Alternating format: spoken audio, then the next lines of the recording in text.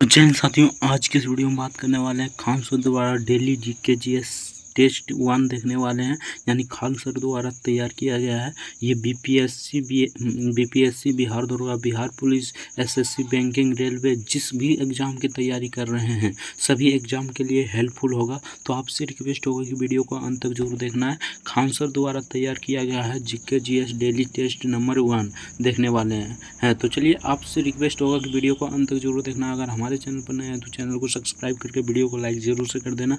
तो चलिए फटाफट से वीडियो को शुरू करते हैं। आपसे यही रिक्वेस्ट होगा कि वीडियो को अंत तक जरूर देखना है। तो चलिए एक नंबर क्वेश्चन देखते हैं। ये सभी एग्जाम के लिए हेल्पफुल होगा। यानी बीपीएससी, बीएससी, यानी कि जो भी एग्ज़ाम तैयारी कर रहे हैं, एसएससी, बैंकिंग, रेलवे, जिस भी एग्ज़ाम की तैयारी कर रहे हैं सभी एग्ज़ाम के लिए बहुत ही इंपॉर्टेंट है। तो आपसे रिक्वेस्ट यही होगा कि वीडियो को अंत तक जरूर देखना है। तो चलिए एक नंबर क्वेश्चन देखते हैं। तो एक नंबर में पूछा गया था, यहाँ पर हिमाचल और उत्तराखंड हिमालय में किन नदियों का अववाह क्षेत्र है। तो हिमाचल प्रदेश और उत्तराखंड हिमालय में किन नदियों का अपवाह क्षेत्र है। तो ये हो जाएगा रावी नदी का भी है, ब्यास नदी का भी है, झेलम नदी का नहीं है, सतलुज नदी का भी है और यमुना नदी का भी है। यानी कि इसका राइट आंसर की बात करें तो 1, 2, 4, 5 यानी option be the right answer हो जाएगा। तो चलिए नेक्स्ट देखते हैं। तो नेक्स्ट यहाँ पर 2 नंबर में पूछा गया था। तो 2 नंबर क्वेश्चन में पूछा गया था, काजू की खेती के लिए निम्नलिखित में से कौन सी मृदा यानी मिट्टी सर्वाधिक उपयुक्त है। तो सर्वाधिक मिट्टी उपयुक्त कौन सा हो जाएगा काजू की खेती के लिए। तो इसका हो जाएगा लैटेराइट मिट्टी, यानी option D the right answer हो जाएगा। तो चलिए नेक्स्ट देखते हैं। नेक्स्ट यहाँ पर 3 नंबर में पूछा गया था। तो 3 नंबर क्वेश्चन में पूछा गया था, निम्नलिखित कथनों में से कौन सा कथन सत्य है। यानी इनमें से कौन सा कथन सत्य है यही पर आपको बताना था। तो इसमें हो जाएगा, 1 नंबर में पूछा गया था जलोढ़ मिट्टी, यानी मृदा का मतलब मिट्टी होता है, मिट्टी कहेंगे तो आप समझ जाएंगे। तो यहाँ पर 1 नंबर में पूछा गया जलोढ़ मिट्टी प्रायद्वीपीय प्रदेश में पूर्वी तट की नदी डेल्टाओं और नदियों की घाटी में पाई जाती है। तो बिल्कुल ये सही है, पाई जाती है। तो चलिए 2 नंबर देखते हैं। 2 नंबर में पूछा गया था जलोढ़ मिट्टी में पोटास की मात्रा सर्वाधिक होती है। तो हाँ, पोटास की मात्रा तो सर्वाधिक होता ही है, आप सभी पढ़े होंगे तो जानते होंगे। यहाँ पर 3 नंबर में पूछा गया था, प्रतिवर्ष बाढ़ों के द्वारा निक्षेपित होने वाली नई जलोढ़ मिट्टी को, यानी मृदा मतलब मिट्टी हो जाता है, आप समझ लीजिएगा, खादर कहते हैं। हाँ, ये तो कहते ही हैं, यानी कि बाढ़ द्वारा जो नई मिट्टी लाई जाती है उसको खादर कहते हैं और पुरानी मिट्टी को बांगर कहते हैं। तो इसका राइट आंसर हो जाएगा उपयुक्त में सभी, यानी कि option D the right answer सभी सही है। तो चलिए नेक्स्ट देखते हैं। तो नेक्स्ट यहाँ पर 4 नंबर में पूछा गया था, आपसे यही रिक्वेस्ट होगा कि वीडियो को अंत तक जरूर देखना, आप किसी भी एग्जाम की तैयारी कर रहे हैं तो यहाँ पर 4 नंबर में पूछा गया था, निम्नलिखित में से कौन सा कथन सत्य है। तो इसमें भी बताना है कौन सा कथन सत्य है। तो 4 का देखते हैं। तो यहाँ पर दिया गया था, भारत में सिंधु नदी बिहार और पश्चिमी बंगाल राज्य में बहती है। तो बिल्कुल ये गलत है। सिंधु नदी ऊपर से बहता है, यानी कि ऊपर से बहता है, यानी जम्मू कश्मीर से होते हुए पाकिस्तान में जाता है ना सिंधु नदी, इसकी जल समझौता आप लोग पढ़े होंगे। तो ये बिहार में नहीं आता, यानी कि ये तो बिल्कुल गलत है। 2 नंबर में पूछा था, चेनाब सिंधु की सबसे बड़ी सहायक नदी है। तो बिल्कुल सही है, चेनाब तो सिंधु नदी की सबसे बड़ी सहायक नदी है, आप लोग पढ़े होंगे तो जानते होंगे। तो इसका राइट आंसर हो जाएगा केवल 2, यानी कि option C the right answer हो जाएगा, केवल 2 सही है। तो चलिए नेक्स्ट देखते हैं। नेक्स्ट यहाँ पर 5 नंबर में पूछा गया था, तो कुछ इस प्रकार क्वेश्चन सेट किया जाता है ताकि बीपीएससी में इसी तरह क्वेश्चन पूछा जाता है, इसलिए इसी तरह का मतलब क्वेश्चन सेट किया जाता है। इस तरह के क्वेश्चन में एक क्वेश्चन दिखाई देगा, लेकिन उसमें से 4 से 5 प्रश्न आराम से बन जाएगा। तो यहाँ पर 5 नंबर पूछा गया था, कथन ए में दिया गया है, क्षोभ मंडल की मोटाई विषुवत वृत्त पर सबसे अधिक है। तो इसमें सही और गलत बताना है। तो कारण किसके कारण है। तो विषुवत वृत्त पर वायु का प्रवाह तेज होता है। तो कोट सही या गलत बताना है। तो 5 का राइट आंसर हो जाएगा ए और आर दोनों सही है, यानी कि ए और आर दोनों सही है, किंतु आर ए का सही व्याख्या नहीं करता है, यानी कि आर ए का सही व्याख्या नहीं करता है, यानी option be the right answer हो जाएगा। तो चलिए नेक्स्ट देखते हैं। नेक्स्ट ये उसी तरह से 6 नंबर में पूछा गया, कथन ए में दिया गया है, जिन क्षेत्रों में गर्म व ठंडी जलधाराएं मिलती है वे संसार की प्रमुख मत्स्य क्षेत्र है। कारण यहाँ बताया गया है, गर्म व ठंडी जलधाराओं के मिलने वाली क्षेत्र का तापमान मछलियों के प्रजनन के लिए सर्वाधिक उपयुक्त होता है। तो इसका कथन कौन सा सही हो जाएगा। तो यहाँ 6 का राइट आंसर देखते हैं। तो इसका राइट आंसर हो जाएगा, 6 का राइट आंसर क्या हो जाएगा। तो इसका हो जाएगा ए सही है, किंतु किंतु आर बिल्कुल गलत है, यानी कि ए सही है किंतु आर गलत है, यानी option C the right answer हो जाएगा। तो चलिए नेक्स्ट देखते हैं। तो यहाँ पर नेक्स्ट पूछा गया था 7 नंबर क्वेश्चन में। तो 7 नंबर में पूछा गया था निम्नलिखित में से कौन सा कथन सत्य है। इस प्रकार ज़्यादातर यूपीएससी बीपीएससी क्वेश्चन सेट करता है, इसलिए खान सर द्वारा भी इसी तरह का क्वेश्चन सेट किया गया है, ताकि आपको इसमें ये क्वेश्चन है ना, तो इसमें से 2 से 4 प्रश्न बन जाता है आराम से, एक प्रश्न में यानी 2 से 4 प्रश्न बन जाता है, इसलिए आप लोगों को ज़्यादा हेल्पफुल करता है। इसलिए आपसे रिक्वेस्ट होगा कि वीडियो को अंत तक जरूर देखना है। तो निम्नलिखित कथनों में से कौन सा सत्य है ये चुनना है। तो 7 का देखते हैं।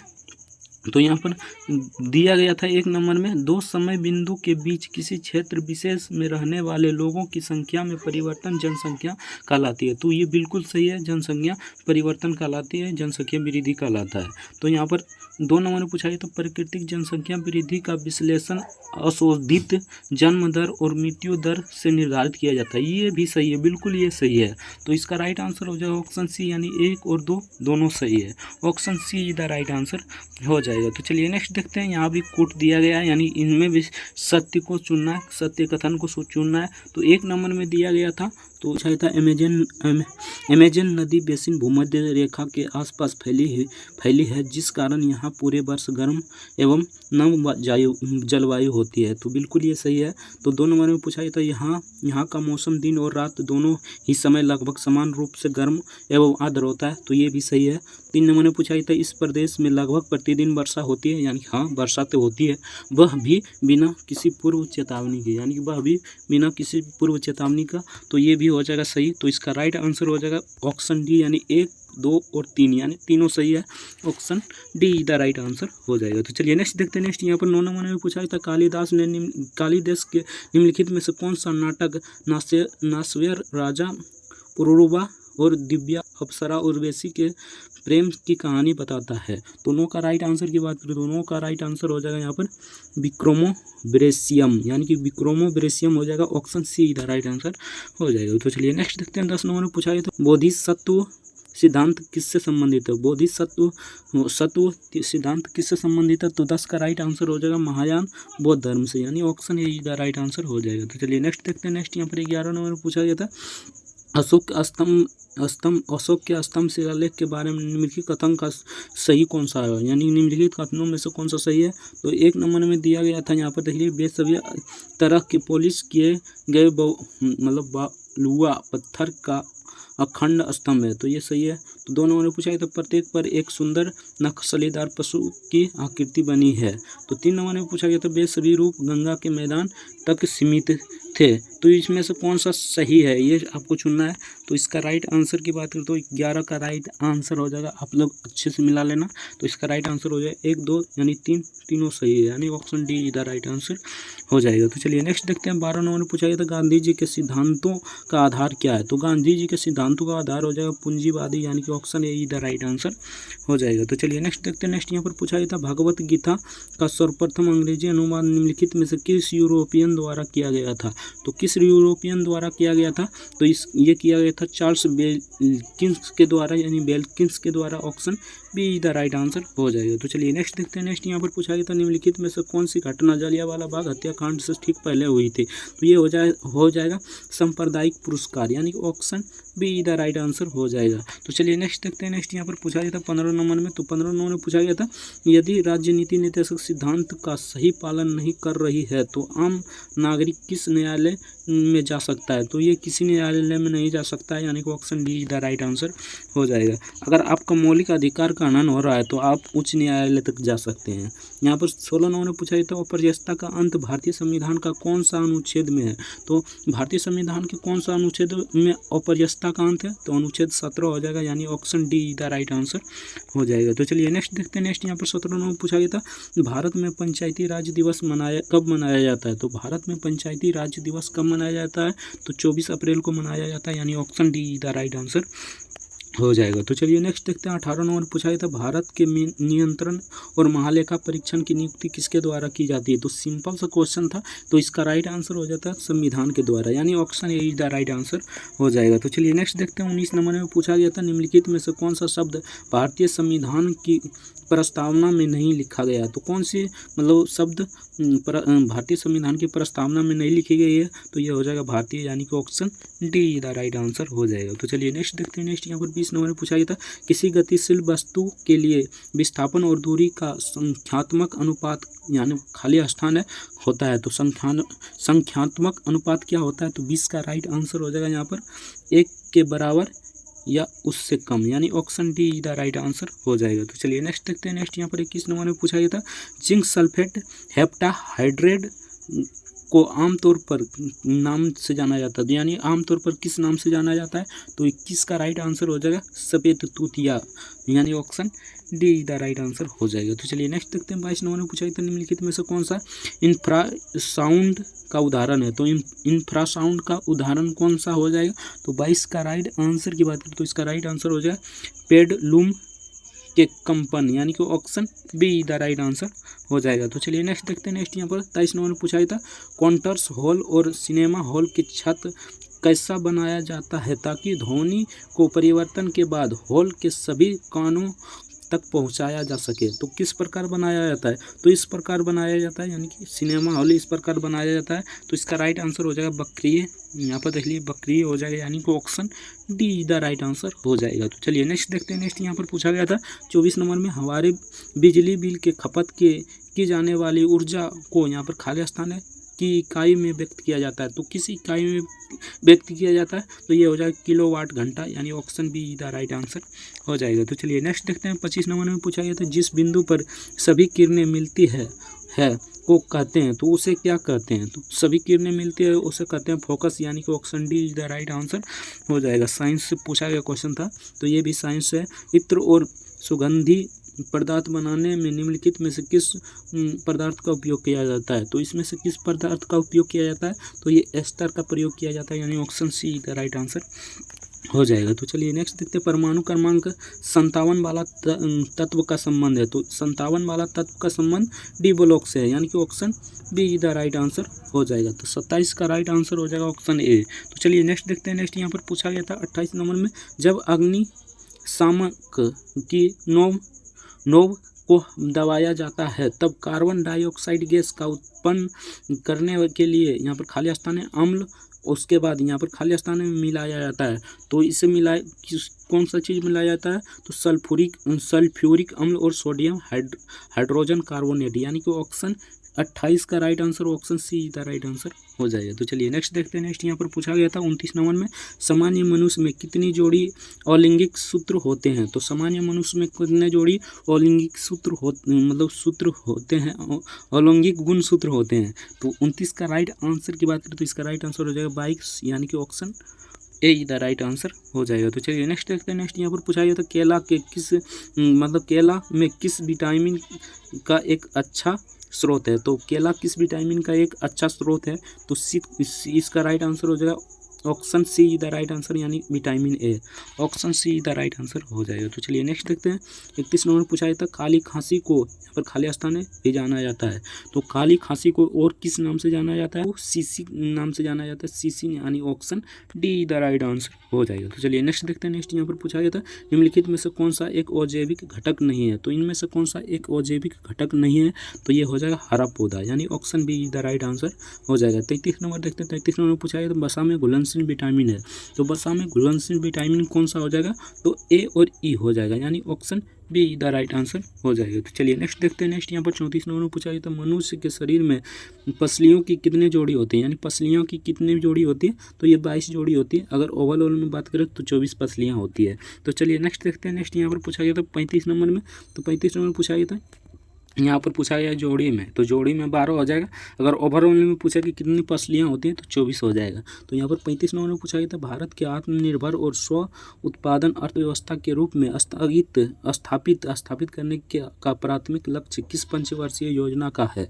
तो किस पंचवर्षीय योजना का है, तो ये तीसरी पंचवर्षीय योजना का है, यानी कि option C the right answer हो जाएगा। तो चलिए नेक्स्ट देखते हैं। नेक्स्ट यहाँ पर 36 नंबर में पूछा गया था, तो 36 नंबर क्वेश्चन में पूछा गया था, महात्मा गांधी नई श्रृंखला के 20 रुपये के नोट, मतलब नए जो नोट जारी हुआ है उसके पीछे कौन सी तस्वीर है, तो उसके पीछे अलोरा की गुफाएं हैं। और सिंपल सा क्वेश्चन था, option be the right answer हो जाएगा। तो चलिए नेक्स्ट देखते हैं। 37 नंबर में पूछा गया था स्वर्ण क्रांति किससे संबंधित है। स्वर्ण क्रांति किससे संबंधित है, तो ये है यहाँ पर बागवानी और शहद से, यानी बागवानी और शहद से। Option D the right answer हो जाएगा। 38 नंबर देखते हैं। 38 नंबर में पूछा गया था भारत के संविधान में पंचवर्षीय योजना की अवधारणा, यहाँ पर खाली स्थान ली गई है। तो भारत के संविधान में पंचवर्षीय योजना की अवधारणा कहाँ से ली गई है, यही पूछा गया था। तो इसका राइट आंसर हो जाएगा रूस से, यानी option A the right answer हो जाएगा। तो चलिए नेक्स्ट देखते हैं। 39 नंबर में पूछा गया था भारत में कैशलेस अर्थव्यवस्था को भारत